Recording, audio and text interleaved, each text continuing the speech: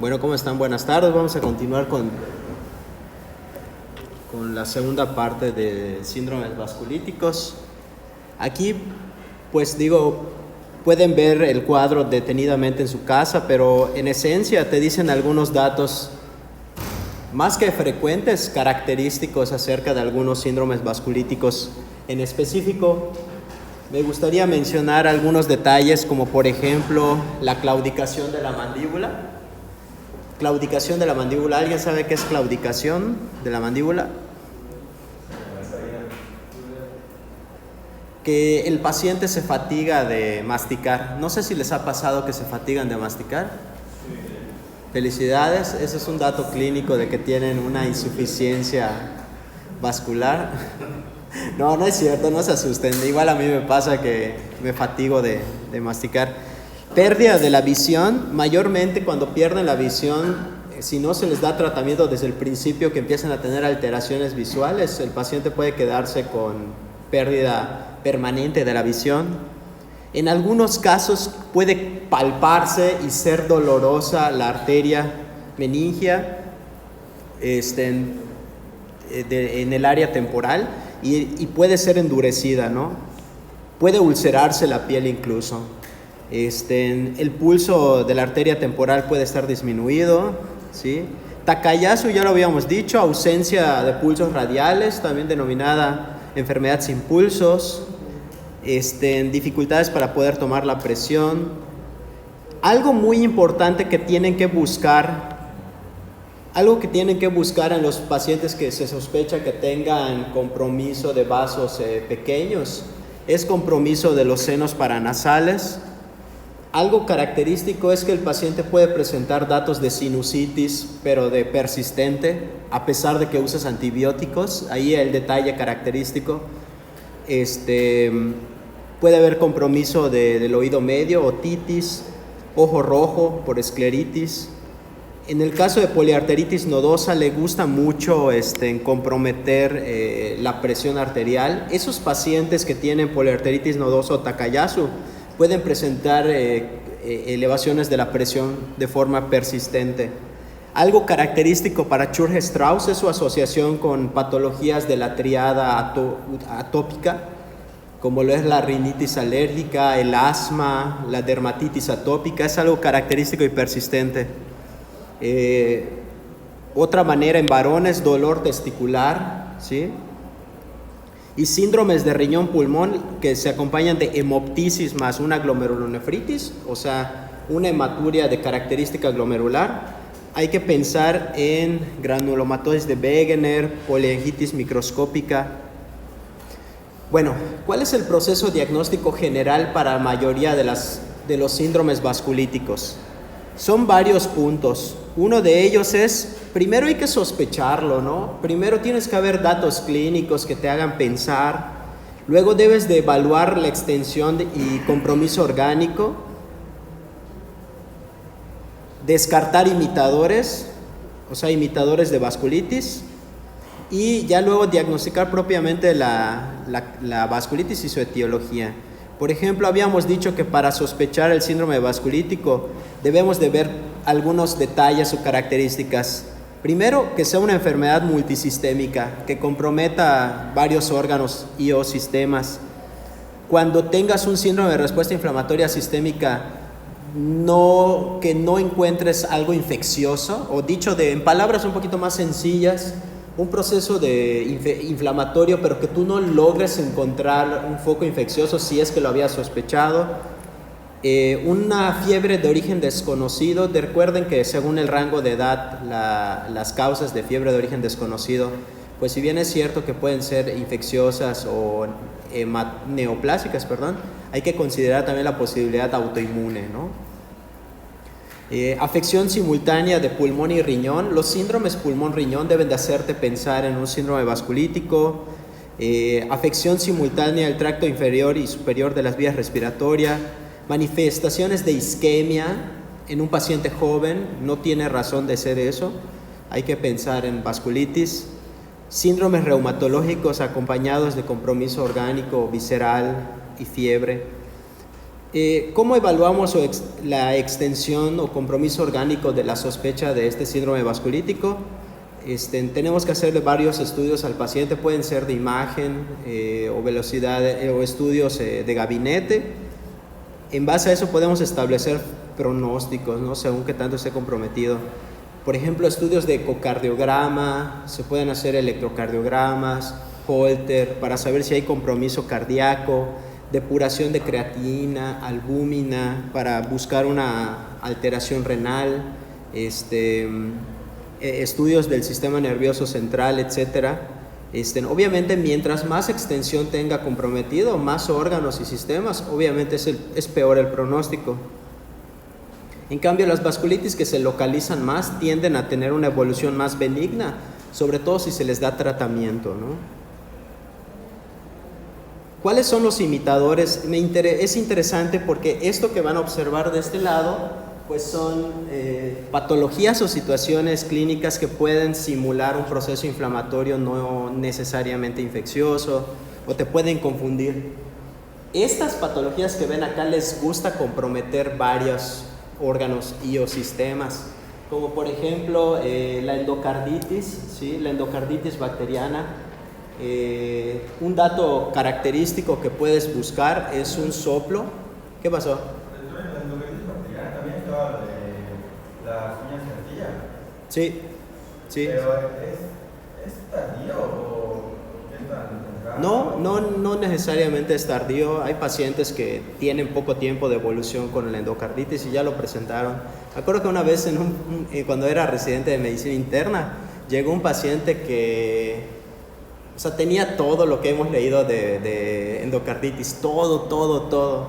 Hasta me acuerdo que le dije, oiga, ¿pero por qué se ven sus pies así? Tenía los pies hinchados, tenía un soplo cardíaco nuevo porque dice la señora que ya había ido al doctor muchas veces, jamás habían descubierto el soplo, tenía uñas en astilla, tenía lesiones en las puntas de los dedos, en los ojos, así súper de libro esa endocarditis.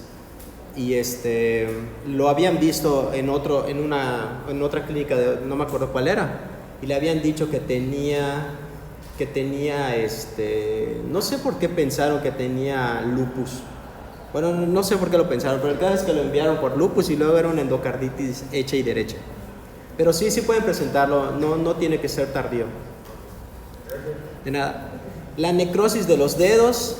Por ejemplo, pacientes que tengan embolias de colesterol, ahorita en terapia intensiva, donde trabajo, tengo un paciente que se fracturó las dos tibias. Se fracturó las dos tibias y como a unos cuantos minutos después empezó a hacer disnea, síndrome de dificultad respiratoria, hipoxemia y ya, ¿no? O sea, se tuvo que intubar al paciente. Hizo una embolia grasa. O sea, súper impresionante porque digo, no es así como que diario lo veas, ¿no? Pero muy interesante. Hemorragias en astilla, en una endocarditis, disfunción hepática. La hepatitis C, la hepatitis B pueden hacer disfunción hepática y afectar otros órganos, abuso de algunas drogas, infecciones. ¿Qué dice? Endocarditis y ya infecciones de transmisión sexual, ¿no? Son las enfermedades que habitualmente les gusta simular. Y ahí faltaron otras, ¿no? Como que, por ejemplo, si bien es cierto que el lupus por sí misma pues se presenta con un proceso inflamatorio sistémico, el lupus, aunque no tenga la expresión, ya ven que el lupus, no sé si se acuerdan, el lupus puedes acumular, por ejemplo, todos los criterios que vayas teniendo. Hay pacientes que pueden presentarse solo con datos de una vasculitis de un sitio y luego desarrollar otras manifestaciones de lupus. Y luego determinar o diagnosticar la enfermedad manifestada por vasculitis y si es posible su etiología. Te dice determinar si la vasculitis es primaria o secundaria a otra patología y reunir los elementos por manifestaciones clínicas, tratar de encasillarlo en lo posible en un calibre de vasos, y ya demás estudios que vamos a ver ahorita más adelante, y por eso no me detengo en esa parte. Exámenes complementarios. Uno de los estudios más importantes definitivamente es la biometría hemática. ¿sí? O el hemograma, ya que varias patologías nos pueden dar datos de respuesta inflamatoria sistémica, como lo es la leucocitosis, como la poliarteritis nodosa, poliangiitis microscópica, glomerulonefritis, granulomatosis de Wegener, vasculitis IgA, eosinofilia importante. Eso es más característico y de hecho es uno de los criterios, tener eosinofilia en síndrome de Churg-Strauss. La elevación de la velocidad de sedimentación globular es muy importante. Es un marcador de inflamación muy sensible, poquísimamente específico, no es específico para nada, pero es altamente sensible para procesos inflamatorios más de etiología inmune. Eso es importante, ¿no? Muy sensible. De hecho, en la consulta de reuma muchas veces van a ver que piden BSG. No es específico, pero el hecho de que esté muy elevado te hace pensar que el paciente tiene un proceso inflamatorio. Aunque no sepas si es infeccioso o no, pero tú intuyes que el paciente no tiene... Si el paciente no tiene datos de proceso infeccioso y tiene elevación de la BSG asociada a otros síntomas reumatológicos, pues piensas que es por la inflamación, no por un proceso infeccioso. La proteína C reactiva también te puede ayudar un poco, ¿sí? De hecho, vean que dice en rojo, súper infrecuente que tengas la BSG normal si el paciente tiene un síndrome vasculítico, ¿sí? La elevación de urea y creatinina obviamente te sirven para saber si el paciente tiene compromiso de ese órgano del riñón. La elevación de los azodados te hace pensar que tiene compromiso del riñón. No lo olviden, un paciente que tiene una lesión renal aguda que progresa rápidamente, sobre todo si el paciente tiene hematuria, sea microscópica o macroscópica. Creo que si yo les di lesión renal, ahí está, pues tienen que pensar en pedir evaluación del sedimento urinario. ¿Se acuerdan? Parte del protocolo es pedir evaluación del sedimento urinario, porque el sedimento urinario te puede decir, si se ve así bonito como es una hematuria no glomerular, ¿sí? Y si ven estas imágenes, es un eritrocito dismórfico en la orina. Nos hace pensar, recuerden, lesión renal aguda con presencia de hematuria, sea microscópica o macroscópica, pero que mayor o igual al 5% de los eritrocitos por campo de gran aumento sean dismórficos, nos está hablando de una hematuria glomerular, porque hay hematuria no glomerular y la glomerular. Y la glomerular, este criterio forma parte del síndrome nefrítico, ¿sí? Entonces es un dato que nos debe de hacer pensar en el compromiso renal, ¿no? ¿Qué es esto? Exámenes complementarios. Ya habíamos dicho, ¿no? Lo de pedir anticuerpos contra antígenos del citoplasma del neutrófilo, los ANCAs, que tienen más utilidad para las vasculitis de vasos pequeños, el factor reumatoide y anticuerpos antinucleares, o sea, ANAS, ¿sale? Son más característicos de las vasculitis secundarias, ¿sí? Como por ejemplo secundarias, obviamente, artritis reumatoide o al lupus eritematoso sistémico. Crioglobulinas, ¿sí? Las crioglobulinas son características de crioglobulinemia, ¿sí? Hay que buscar en el paciente si estás pensando más que si estás pensando, si el paciente tiene antecedentes de una infección por hepatitis C, debes de buscar, y además tenga datos de vasculitis, debes de pensar en crioglobulinemia, ¿sí? ¿Qué más? La poliarteritis nodosa se asocia más con virus de hepatitis B, ¿sí? Entonces, hepatitis B y datos de vasculitis, trata de descartar poliarteritis nodosa, y hepatitis C con datos de vasculitis, pensar en crioglobulinemia. Las radiografías, pues los estudios de imagen, pues ya sabes, ¿no? O sea, te van a ayudar a ver la extensión de la enfermedad y algunos datos clínicos que puedan sugerir una vasculitis. Y aquí tiene particular importancia, por ejemplo, la presencia de hemorragia alveolar, ¿sí? Hemorragia alveolar. En una radiografía, la hemorragia alveolar se ve igual que, por ejemplo, una neumonía de focos múltiples. Se ven radiopacidades bilaterales diseminadas, heterogéneas. O sea, literalmente, tú lo único que ves es tu pulmón, que debería ser todo negro, y ves como manchas heterogéneas, blancas, en ambos hemitórax, obviamente asociada a ¿qué? Evidentemente asociada a disnea, ¿sí? tos, dificultad respiratoria puede haber. ¿Y cuál es el dato patognomónico? O sea, de que inequívocamente estás ante una hemorragia alveolar y no una neumonía u otro proceso de organización a nivel del parénquima pulmonar. Un estudio, ¿cómo se llama? Una broncoscopía. Y en la broncoscopía literalmente que veas a macrófagos que tengan sangre, ¿no? Literalmente, literal. O traducido a un español más sencillo, meto una camarita en el bronquio, veo que hay sangre en el bronquio, entonces infieres que es una hemorragia alveolar. Porque clínicamente tú vas a decir, es una neumonía porque ves una manchita parecida a neumonía, ¿no? Pero no. Tuve un paciente con hemorragia alveolar, 2 pacientes era inmune y uno no era inmune, era una hemorragia alveolar por sobreanticoagulación. De los 2 pacientes que tuvimos en mi hospital de formación o de formación, uno sobrevivió y uno, pues, lamentablemente no tuvo tanta suerte. Algo igual muy importante, muy interesante, es que los pacientes que tienen sospecha de vasculitis de pequeños vasos pueden tener,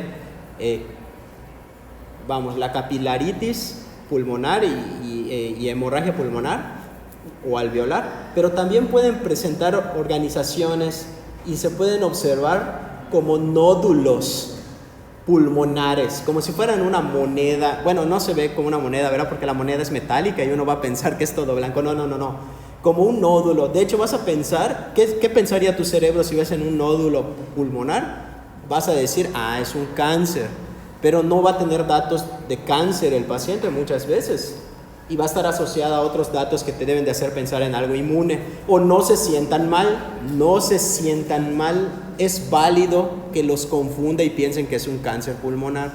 Es válido. O sea, no te pueden criticar porque una vasculitis a veces no se presenta como yo se las voy a presentar como de libro. Y una de las características de los nódulos pulmonares de granulomatosis de Wegener es que se pueden cavitar. Y algo característico de los Church-Strauss son nódulos transitorios o creo que les dicen nódulos fantasmas. O sea, te lo hice esta vez que viniste a mí a verme porque tenías fiebre, porque tenías rinitis, porque tenías epistaxis, tenías algunos síntomas pulmonares, pero hasta ahí te di antibiótico, no te importó, seguiste con la fiebre, el malestar a pesar del antibiótico, te hice radiografía para ver si no había neumonía y te vi unos nódulos. Sanaste espontáneamente, te sentiste mejor y regresaste después, una semana después, te hago otra placa. Sorpresa, no hay nódulos. Nódulos pulmonares transitorios. Hay que pensar en una vasculitis por Church-Strauss, por ejemplo, nódulos que tuviste y que luego se hizo un hueco, nódulos cavitados, piensas en granulomatosis de Wegener. Y ¿cómo se llama? Y por ejemplo las imágenes de la anatomía vascular, dependiendo de lo que estés pensando, hay algunas vasculitis que sí vale la pena, obviamente las de grandes vasos, es obvio que vale la pena pintar las arterias para ver si hay un compromiso. En este caso, estenosis en segmentos, segmentaria, en arteritis de la temporal y ¿este qué es? Takayasu, perdón. Sí, arteritis de Takayasu, perdón, y de células gigantes. Esto es sumamente característico, recuérdenlo, microaneurismas de los vasos mesentéricos. Pueden ser microaneurismas de la vasculatura renal o microaneurismas de los vasos abdominales, voy a repetirlo, del mesenterio, ¿no? Eso es muy característico de poliarteritis nodosa. Es tan característico que forma parte de los criterios diagnósticos. Tan característico es que lo buscan cuando están pensando en poliarteritis nodosa, ¿sí? O hallazgos de, ¿cómo se llama? Por ultrasonido Doppler, donde se compromete el flujo de los vasos, ¿no? La verdad es que ni me acuerdo qué era eso.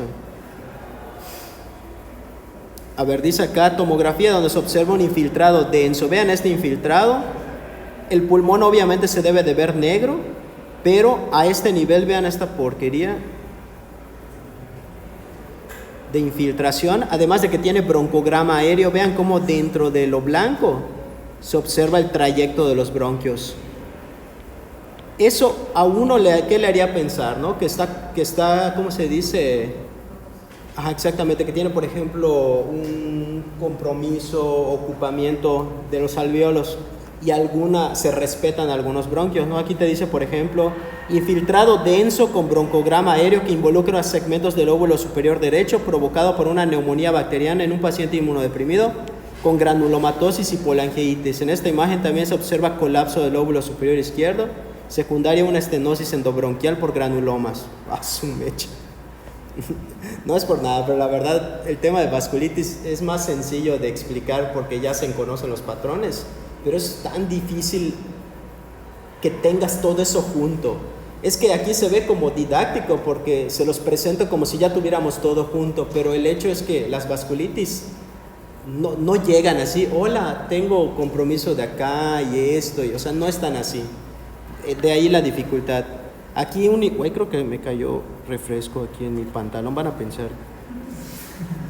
Bueno, aquí hay un infiltrado bilateral en vidrio esmerilado por una hemorragia alveolar. Es lo que yo les decía, no traten de buscar algo patognomónico porque no hay.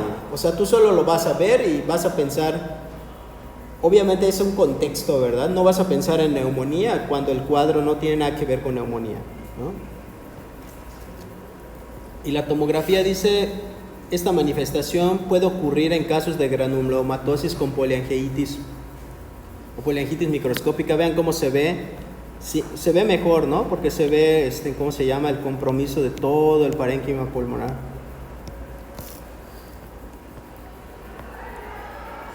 A ver, esto creo que ya lo vimos. Miren, los microaneurismas. Ese es de poliarteritis. Arteriografía de un varón de 40 años con poliarteritis nodosa que presenta microaneurismas en la circulación hepática. Por ejemplo, se los voy a delimitar para que algunos puedan percibirlos. Creo que sí ven las bolitas, ¿no? Por ejemplo, acá hay otra, acá hay esta, esta.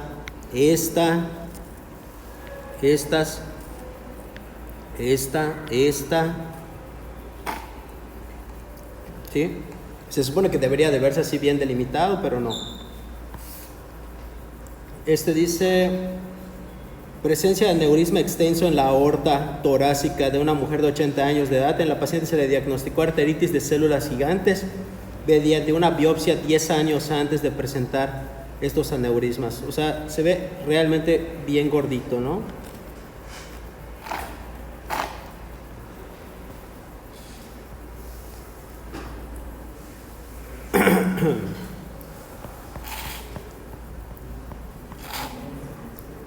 ¿Ahí qué les llama la atención? Bueno, creo que es evidente, ¿no? Pero ¿qué les llama la atención? Pues la estenosis, ¿no? O sea, está clarísimo. Y está bien bonita esta imagen. Dice arteriograma que revela una estenosis de la aorta abdominal en un paciente de 25 años con arteritis de Takayasu. Arteriograma cerebral, que muestra un patrón de rosario a lo largo de las ramificaciones de la carótida interna. Se ve como un arrozamiento.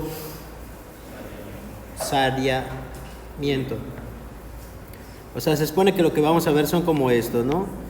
Como un rosario. ¿Sí? Por ejemplo, se ve, por ejemplo, estas bolas, como un rosario. Ok, y dice, la sospecha diagnóstica debe corroborarse con exámenes histopatológicos de los tejidos u órganos comprometidos. Recuerden que la biopsia es como tu gold estándar de vasculitis.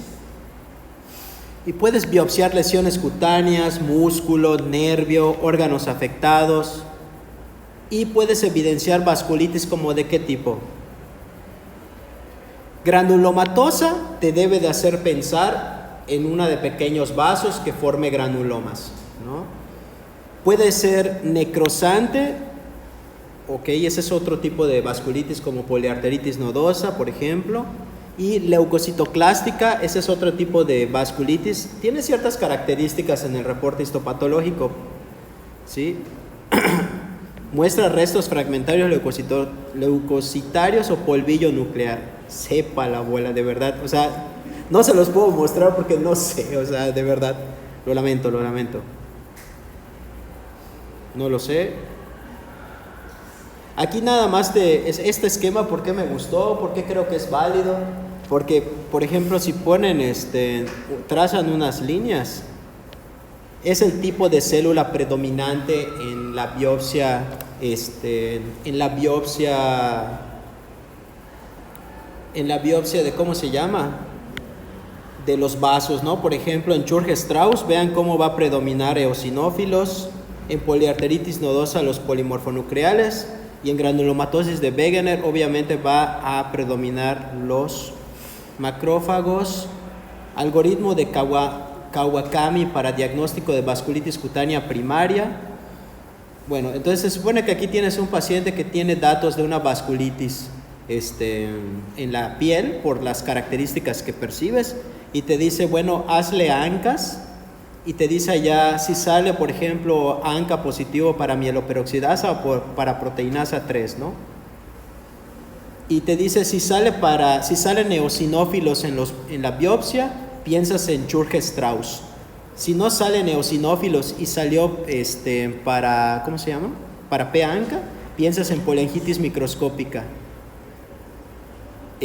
Para ANCA, para proteinasa 3, piensas en granulomatosis de Wegener. Ahorita vamos a ver los porcentajes, porque no es que quiera decir que si es positivo ANCA ya hiciste el diagnóstico. Lamentablemente no, amigos, creo que sí lo leyeron. No es positivo en el 100% y que por eso haces el diagnóstico, sino que es un conjunto de varias cosas.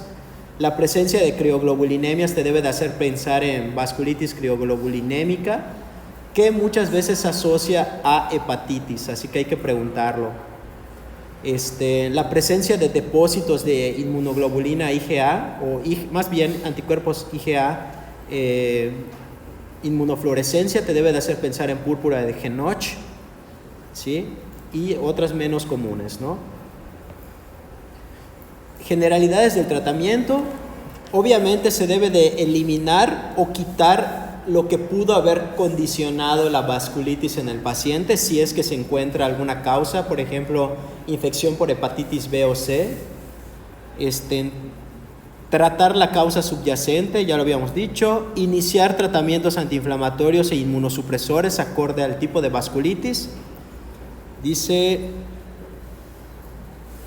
dice, las vasculitis de pequeños vasos confinada a la piel generalmente requieren un tratamiento menos agresivo que las vasculitis sistémicas. Es que hay vasculitis que solo son de la piel, como la vasculitis leucocitoclástica, ¿sí? Y de primera opción tenemos fármacos para inducción, ¿sí? ¿Cuáles tenemos, por ejemplo? Tenemos como el dar esteroides en dosis altas. Casi siempre, si es mucho compromiso de órganos vitales, se da metilprednisolona. Si no hay mucho compromiso de órganos vitales, los signos vitales están estables hasta cierto punto, se puede dar prednisona, y se puede considerar dar ciclofosfamida agregada al esteroide. Más adelante se puede contener el proceso inmune con agentes biológicos para reemplazar a la ciclofosfamida, como por ejemplo el rituximab, ¿sí? Sobre todo en las vasculitis de pequeños vasos. Otras terapias de mantenimiento más adelante para el paciente sería azatioprina, metotrexate o micofenolato hemofetilo. En algunos casos se puede dar profilaxis antibiótica para prevenir que tengan procesos infecciosos asociados a los fármacos. Dar tratamiento de osteoporosis o preventivo de cardiopatías, porque los pacientes que tienen procesos inflamatorios tienen más riesgo de desarrollar cardiopatía y osteoporosis secundaria. Ok, miren, no les voy a mentir, o sea, sabemos que el tema es complejo. Les repito, no tanto por mostrarles los patrones de cosas que puede presentar un paciente con vasculitis. El problema está que él no llega muchas veces con todo el cuadro junto, ni tiene los estudios juntos. Por eso se consideran de diagnóstico complejo, porque llegan con una cosita y tú tienes que a cucharadas sacar la info hasta que encuentres un patrón cercano al que les voy a presentar. Los casos de exámenes internacionales en lo habitual pues sí son prototipos en lo habitual. Solo tienen que buscar las palabras claves en el caso. Por ejemplo, este caso es tomado de un libro que seguramente conocen y a quien quiero mucho. A quien suena como persona. Que quiero mucho, ¿sí? Que es el Argente Álvarez. Léanlo, cómprenlo en su editorial más cercana, ¿sí? Tenemos a Dimitri, 48 años, consulta por disnea progresiva y fiebre de 2 semanas de evolución. Entonces empezamos con alguien que está joven, tiene falta de aire, fiebre de 2 semanas, refiere además parestesias, ojo, parestesias. ¿Por qué vas a tener parestesias a los 48 años? En manos y pies desde hace 10 días y tiene antecedente de asma de 5 años de evolución, recibió tratamiento con agonistas beta 2 inhalados, tenía buen control hasta comenzar el cuadro actual. El examen físico pone en evidencia el cuadro febril con sibilancias difusas en ambos campos pulmonares, hipoestesia en bota, en miembros inferiores. Tu laboratorio leucocitosis de 11.500, pero expensas, bueno, no expensas nada más, pero tiene eosinofilia dentro de la leucocitosis. Tiene 1.200 eosinófilos, ¿sí? Y tiene una velocidad de sedimentación globular de 90 milímetros por hora. ¿Te imaginas ser así de veloz? Y luego te dice radiografía de tórax, presenta opacidades con un patrón de consolidación alveolar bivasal, con un ataque de tórax con consolidación y áreas en vidrio esmerilado bilateral. Se solicita un electromiograma que evidencia una neuropatía periférica de tipo axonal con patrón de mononeuritis múltiple. Y te dice, ¿cuál es la sospecha en este caso? Sé que está fácil, pero espero su respuesta. ¿Qué piensan? Pero con fuerza, con fuerza. Díganlo sin miedo, no pasa nada. ¿Qué relación hay entre el empeoramiento de su asma y la neuropatía? Y dice, se le debe de solicitar un estudio complementario. Le harían un estudio. ¿Qué estudio complementario le podrían hacer para mejorar la precisión de su sospecha diagnóstica?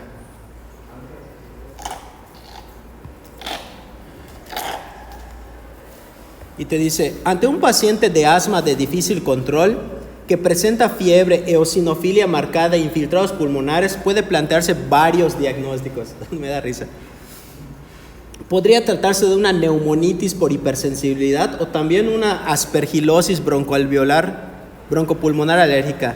En este contexto, la presentación de una mononeuritis múltiple debe considerar fuertemente el diagnóstico de síndrome de Churg-Strauss. Con esta sospecha se solicitó una determinación de ANCAs, como pensaron, que evidencian un P-ANCA antimieloperoxidasa positivo. Se efectúa además una biopsia de músculo y nervio sural que comprobó la presencia de una vasculitis con granulomas extravasculares ricos en eosinófilos. Vean cómo no hicieron una biopsia pulmonar, ¿se dieron cuenta?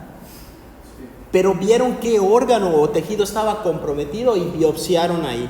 Y encontraron vasculitis de pequeños vasos, o sea, la vasa nervorum, con granulomas. ¿Sí? Que apoya el diagnóstico. Cuando veamos los criterios diagnósticos lo van a entender más. Pero no todos van a estar afectados, no todas las zonas. Por eso la recomendación es, de los tejidos que muestren falla, es válido hacer la biopsia, ¿no? La vasculitis de Churg-Strauss se acompaña de positividad de los ANCA en alrededor de un 40 a 50%. Vean cómo puede ser negativo incluso. Es la vasculitis que individualmente ocasiona neuropatía periférica con más frecuencia. Eso no me la sabía. Es la vasculitis que individualmente ocasiona neuropatía periférica con más frecuencia. El paciente mejoró con esteroide y se ve asquerosa esta tomografía. Vean eso. Asqueroso. Vean cómo se ve. Vean estas cositas como si fueran celdillas de abejas. Celdillas de abeja en panal de abeja. Pero vean cómo se ve esta parte blanca, como si fuera vidrio esmerilado, ¿no? Esta parte, aquí sí parece como de panal de abejita. Y este es un diagnóstico o una sospecha solo con ver esa imagen. O sea, no tiene mayor ciencia.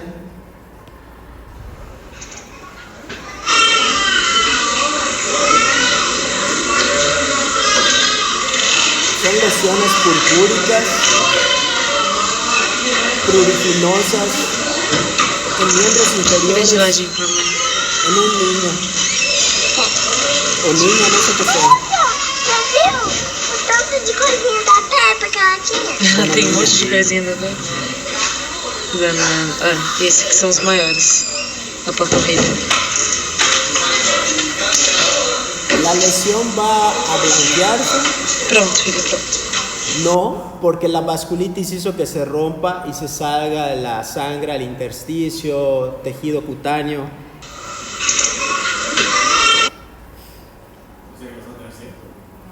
O sea, no por siempre, pero alrededor del tiempo que está ahí la enfermedad, inflamado, sí.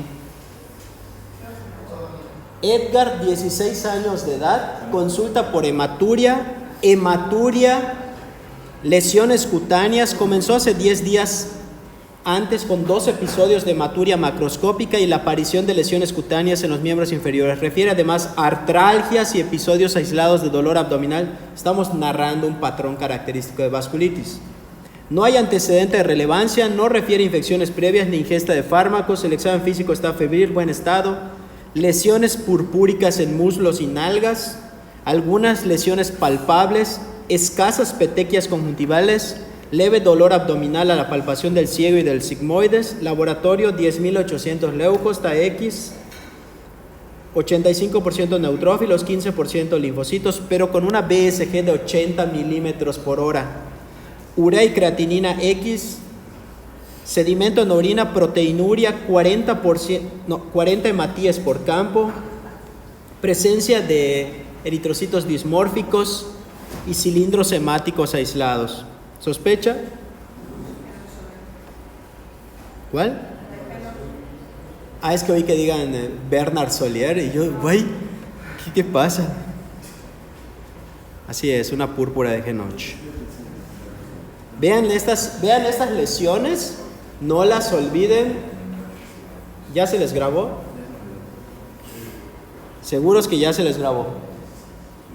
No quiero errores, cuando estén en el pase de visita y les muestren una lesión y no sepan diferenciar, por favor. Dice, ante un paciente en particular, si se trata de alguien joven que presenta hematuria, púrpura, palpable, artralgias, artritis, dolor abdominal y glomerulonefritis, por eso te ponían allá hematuria glomerular, aunque ustedes ya saben que debe ser mayor o igual al 5% del total de glóbulos rojos en la orina. La primera sospecha debe ser Genoch.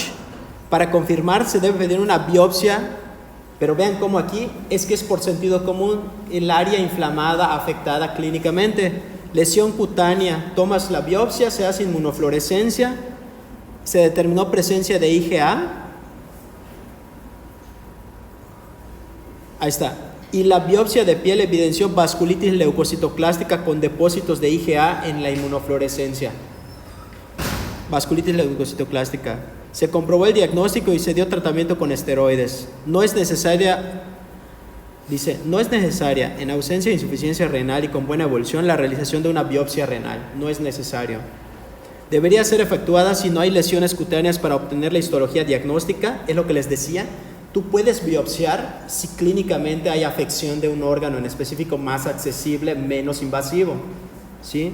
O si se presenta una insuficiencia renal. Los depósitos de IgA en las lesiones vasculíticas son necesarias para efectuar el diagnóstico de púrpura de Genoch y diferenciar en esta entidad de otros síndromes vasculitis de presentación similar como una poliangitis microscópica que no se acompaña de estos.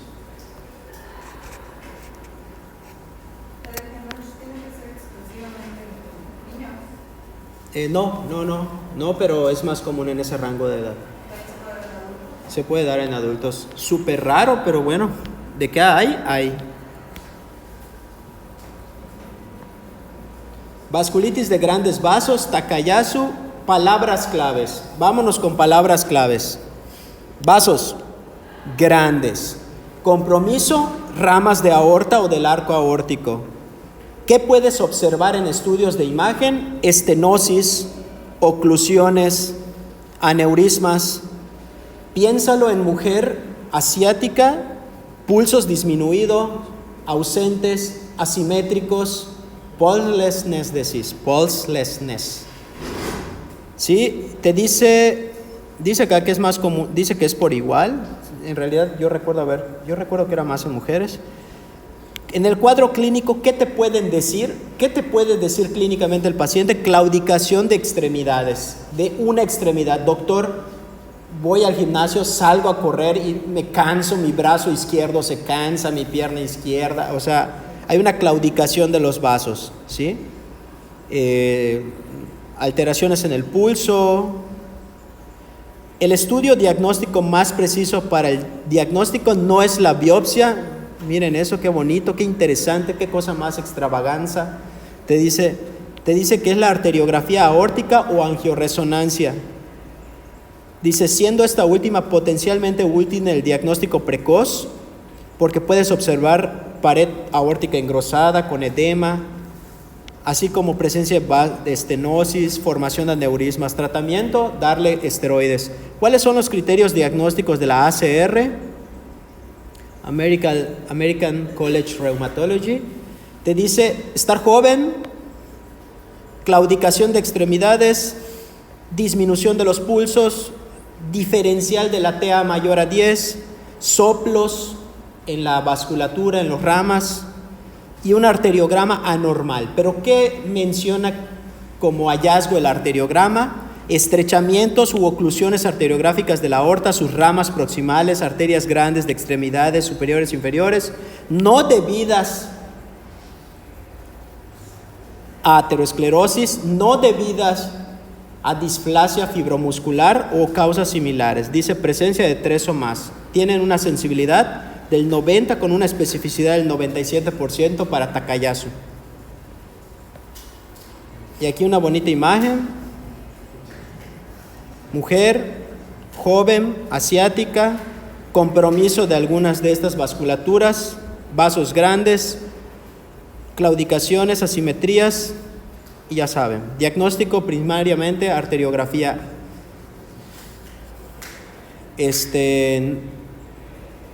¿Por qué creen que aquí la biopsia no es el estudio diagnóstico como el ideal? Porque no es tan accesible. No es tan accesible. Ahora, si fuéramos realistas, sí, si hicieras una biopsia del vaso sanguíneo grande, pues lo lógico es que sí, ¿no? Que salga el proceso inflamatorio y las características de esta vasculitis. Pero no vas a hacerlo porque no es accesible. Es por sentido común. Ahorita vamos a ver arteritis de células gigantes, palabras clave.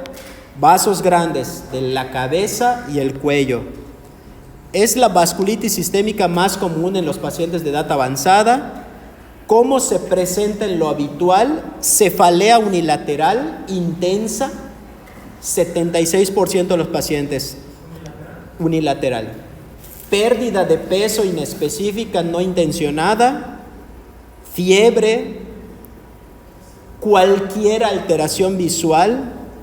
30% de los pacientes presentan claudicación de la mandíbula en el 30% y es el síntoma más específico.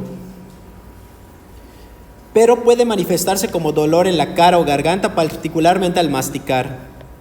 Complicaciones, amaurosis fugaz, pérdida súbita de la visión. Característico, muy característico, BSG y PCR elevados, mayor a 50, ahorita lo vamos a ver. Diagnóstico, como es accesible, biopsia de la arteria temporal, tratamiento, esteroides. Pronóstico, dice, las recaídas se producen al disminuir la medicación en al menos el 25 al 50% de los pacientes. Muy mal, ¿eh? O sea, qué triste.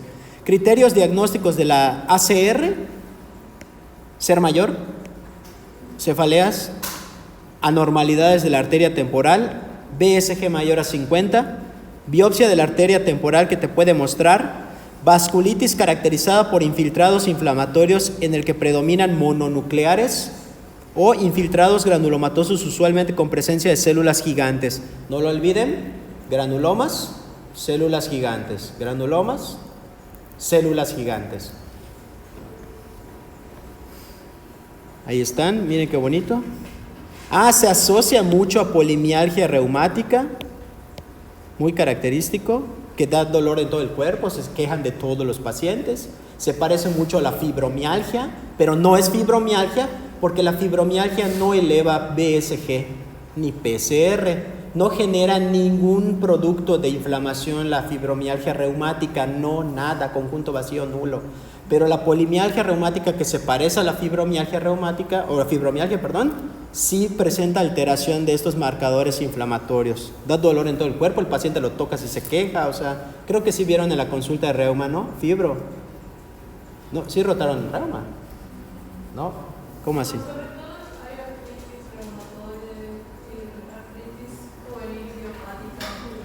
Bueno.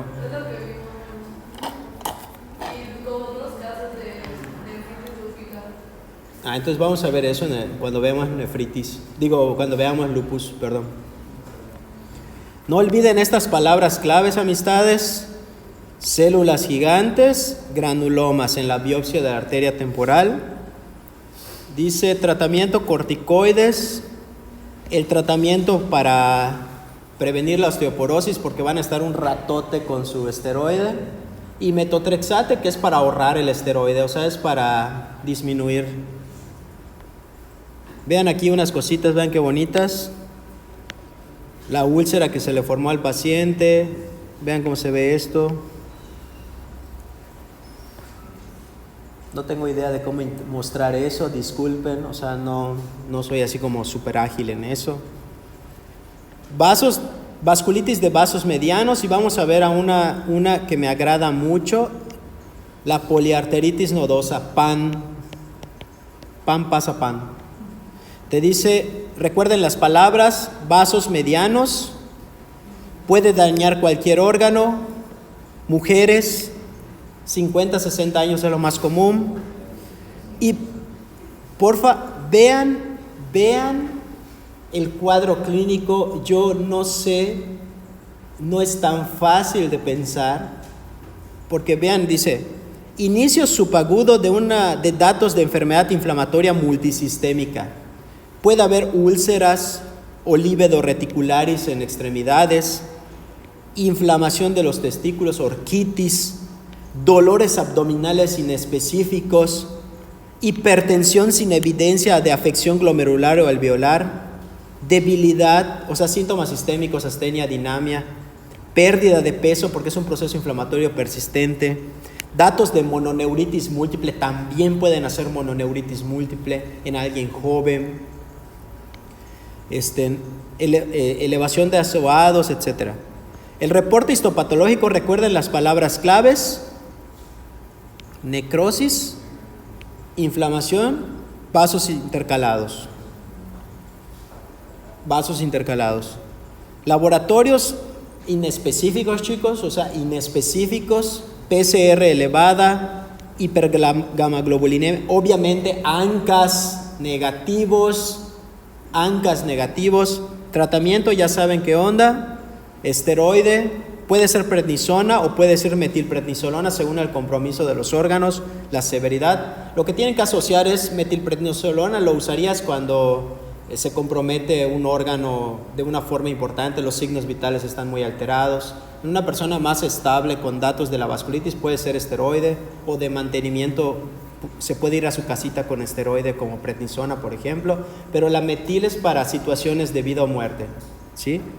Se puede mantener como ciclofosfa o azatioprina. ¿Cuáles son los criterios? Vean qué bonitos criterios tan inespecíficos, me encantan, como por ejemplo pérdida de peso, líbido reticularis, dolor testicular, mialgias, debilidad, mononeuritis o polineuropatías. Es un diagnóstico diferencial de polineuropatías, diagnóstico diferencial. Obviamente, ¿qué debes de descartar de polineuropatías? Deficiencia de vitamina B12, diabetes mellitus, una gamapatía monoclonal de significado incierto, esclerosis múltiple, amiloidosis, todas estas súper comunes. No es cierto, no son tan comunes, pero son interesantes.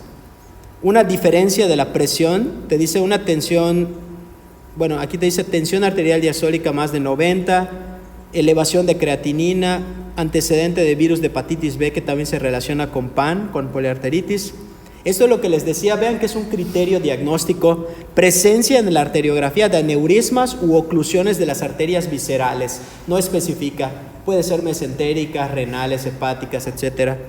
Biopsia de las arterias de pequeño o mediano calibre con infiltrado leucocitario. Entonces no se les olvide, mononeuritis múltiple, dolores abdominales, puede haber púrpura palpable, pero no olviden los microneurismas en estudios de imagen. No hay, vean esto, interesante, dato pivote para toma de decisiones, dato pivote, no afección pulmonar, no riñón pulmón, no lesión renal de tipo glomerular. No dije no lesión renal, dije no lesión renal de tipo glomerular. ¿Ya se percataron?